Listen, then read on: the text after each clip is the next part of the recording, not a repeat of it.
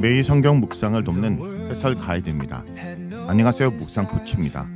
함께 읽고 나눌 말씀은 누가복음 17장 1절에서 10절까지 말씀입니다. 1절에서 4절은 실족시키지 말고 용서하라입니다. 예수는 바리새인들에 이어서 제자들을 향해 말씀하십니다. 제자들의 인생에서 타인을 실족시키는 일이 일어나지 않을 수 없습니다. 세상을 회복시키는 도구로 부름받았으나 도리어 문제를 일으키는 흠이 생길 수 있습니다. 예수님의 제자로 부름받았다라고 해서 윤리적으로 완전한 경지에 이른 것은 아닙니다. 불가피하게 다른 사람에게 피해를 줄 수 있습니다.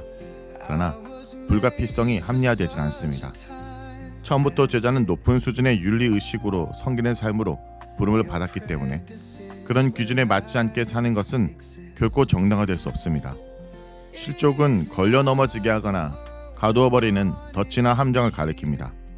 실족의 상황에서 하나님이 개입하시기 때문에 실족시키는 사람에게는 하가 있습니다. 불가피성을 인정하지만 책임이 면제되는 것은 아닙니다.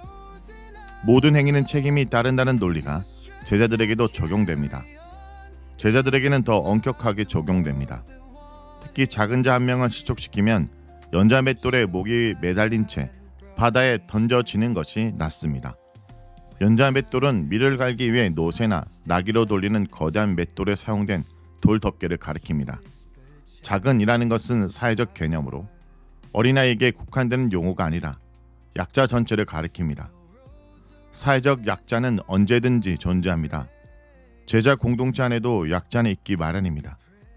작은 자를 실족시키는 일은 흔히 일어납니다. 문제는 이런 일이 일어나도 강한 자의 입장에서는 대수롭지 않은 일로 여겨지는 것입니다. 특히 제자들은 선과 악의 대결에 관심을 두다 보니 악의 목록에 들어가지 않는 행위일 경우 자신들의 행동을 정당하게 씹습니다. 그러나 실족은 선한 일을 한다고 확신하는 사람들에 의해 더욱 빈번히 일어나곤 합니다. 예수님은 큰 자와 작은 자의 갈등이나 관계에서 생기는 실족의 문제를 다루십니다. 아무리 선한 목적을 위해 헌신한다고 해도 크고 강한 위치에 서게 되면 실족시키는 일에 대한 민감성이 떨어지기 마련입니다. 작고 약한 자들 편에 서 계시는 예수님은 이들을 실족시키는 자를 주목하십니다. 작은 자를 실족시키는 행위는 엄청나게 큰 죄입니다. 피해자가 작은 자이기에 가해자가 받을 벌도 큽니다. 말이나 나귀의 힘으로 곡식을 으개고 빻을 때 사용하는 연자 맷돌을 목에 매단 채 바다에 던져야 하는 정도의 벌을 받아야 합니다. 유대인들은 바다 아래에 심령이 있다고 생각하였기에 목에 걸린 돌의 무게 때문에 바다 아래로 급속히 빨려 들어가는 것은 끔찍한 장면입니다. 여기서 제자들은 직접 가해를 입힌 경우 외에도 무관심이나 무정한 때문에 작은 자가 실족하는 예를 생각해야 합니다. 누가복음에 묘사된 여러 비유와 사건에서 예수님은 무관심을 심각한 문제로 보십니다. 무관심과 무정함 역시 인생의 작은 요소여서 자신이 무심한지 여부에 신경 쓰지 않은 채 생활하기 쉽습니다. 현실에서는 공동체와 사회 무관심, 특히 예수를 따르는 제자들의 무정함 때문에 작은 자들은 이곳저곳에서 실족합니다. 손을 내밀어줘야 할 사람, 궁핍하거나 소외된 상태에 있는 작은 자를 긍휼히 여기는 마음으로 개입하지 않으면 그런 사람은 순식간에 실족할 수 있습니다. 1절에서 2절의 작은 자를 실족시킬 위험성을 경고했다면 3절에서 4절은 반대로 타인에 의해 피해를 입게 되는 상황을 다룹니다. 가해자가 될 수 있는 입장에서 피해자가 될 수 있는 처지로 바뀝니다. 만일 내 형제가 죄를 범하거든 경고하고 회개하거든 용서하라. 내 형제는 공동체에 속한 사람입니다. 공동체의 결속을 무너뜨리는 행위를 한 경우가 생겼습니다. 그런데 가해자가 피해를 끼친 대상이 본문에는 특정되지 않습니다.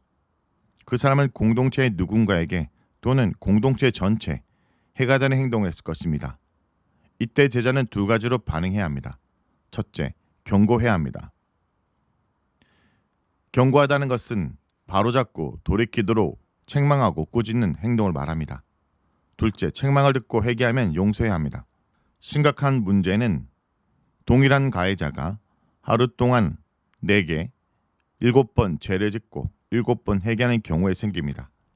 직접 피해를 입은 경우에도 제자는 용서해야 합니다. 제한을 두지 말고 용서하라는 뜻입니다. 5절에서 6절은 겨자씨만한 믿음이 필요하다라고 얘기합니다. 1절에서 4절의 가르침을 실천하는 것은 대단히 어렵습니다. 실족시키지 않는 것이나 죄를 꾸짖는 것이나 회개한 사람은 무한대로 용서하는 일 중 쉬운 것이 없습니다. 그래서 사도들은 현재 자신들의 믿음으로는 이런 가르침을 실천할 수 없다고 생각합니다. 여기서 사도들이라는 용어가 갑자기 등장하는 것은 의미가 있습니다. 사도와 같이 신앙 공동체를 섬기는 위치의 지도자에게는 이런 믿음이 절실합니다. 예수님은 사도들에게 겨자씨만한 믿음이 있어도 뽕나무를 명령해서 바다에 던질 수 있다고 말합니다. 겨자씨는 점이나 먼지처럼 너무 작아서 씨가 있는지도 식별하기 어렵습니다. 입김으로도 날아가 버리는 무게입니다. 반면 뽕나무는 뿌리가 깊고 넓게 뻗어 있는 뿌리를 뽑기는 어렵습니다. 제자의 믿음과 믿음의 능력을 겨자씨와 뽕나무를 뽑는 것으로 묘사하는 비유는 가장법이지만 논지는 명확합니다. 비록 사도들의 믿음이 작은 상태인 것은 사실이지만 1절에서 4절의 가르침을 실천할 수 없을 정도는 아닙니다. 실족시키지 않거나 용서하지 못하는 것은 큰 믿음이 부족하기 때문도 아니고 하나님이 그만큼 믿음을 주지 않으셨기 때문도 아닙니다.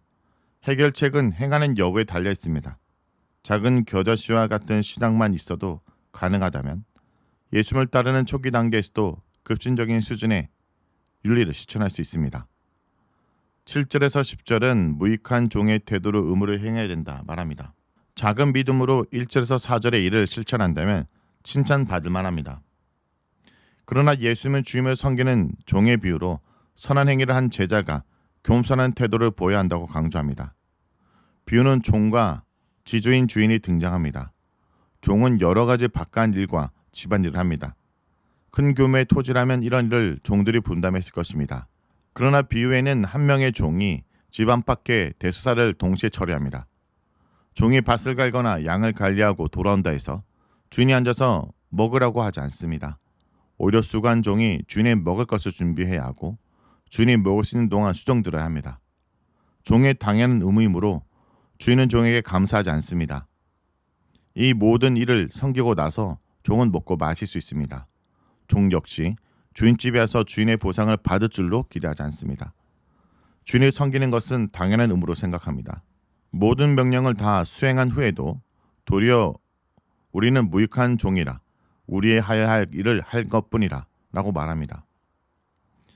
무익한이라는 것은 쓸모없는 가치 없는 등의 뜻입니다. 이 종은 주인에게 없어서는 안 되는 존재이고 모든 일처리를 성실히 수행했는데도 가치 없는 존재로 비하당합니다. 고대사에서 전혀 이상한 모습이 아닙니다. 당시 종들은 보상을 기대하거나 예상하지 못했기 때문이 아니라 신분이 종이기 때문에 주인의 일을 행하는 데 모든 관심을 쏟아야 합니다. 예수님의 제자, 특히 책임을 맡은 지도자는 하나님의 종입니다. 관심을 기울이고 간용을 베푸는 행위는 종의 마땅한 의무입니다. 그런 행위로 공동체에서 명예가 높아지는 것이나 별도의 보상을 기대하지 말아야 합니다. 일상에서 섬김과 간용의 윤리를 체화해서 의무감이 삶이 되어야 합니다. 오늘 본문은 세 가지로 요약할 수 있습니다. 용서는 복음을 믿는 자에게 주어진 부르심입니다. 반복적 실패 속에서도 회개하는 자들을 품는 것이 복음의 삶입니다. 믿음은 크기가 아니라 하나님과의 연결을 의미합니다. 겨자씨만큼 작더라도 하나님을 신뢰할 때 능력이 됩니다. 겸손은 우리가 하나님 앞에서 어떤 존재인지 깨닫게 합니다. 무익한 종이지만 하나님의 은혜로 복된 삶을 누리는 존재입니다. 이것이 복음 안에서 우리가 걸어가야 할 제자의 길입니다. 우리가 그 길을 걸을 수 있는 힘은 우리 안에서 나오는 것이 아니라 복음 그 자체에서 나옵니다. 말씀을 놓고 기도하겠습니다. 주님, 주님의 제자로 살아가는 삶이 무엇인지 깨닫게 하심을 감사드립니다. 우리의 말과 행동이 누군가의 믿음을 실족하게 하지 않도록 지혜와 절제를 주시고 상처를 주는 자가 아니라 상처를 취한 사람이 되게 하여 주옵소서. 하루에도 여러 번 상처받고 상처를 주는 연약한 우리지만 하나님의 용서를 기억하며 진심으로 용서하고 품을 수 있는 마음을 허락하여 주옵소서. 우리에게 겨자씨만한 믿음이라도 있게 하셔서 자신의 힘이 아니라 하나님의 능력으로 살아가는 삶을 경험케 하여 주옵소서. 예수님의 이름으로 기도합니다. 아멘.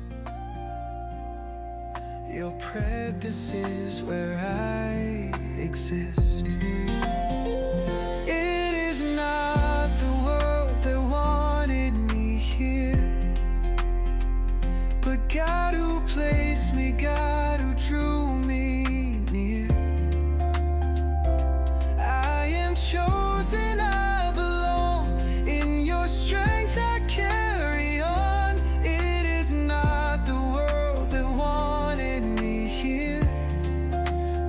my God, who brought me here. When I was lost in doubt and fear, you whispered, child, I brought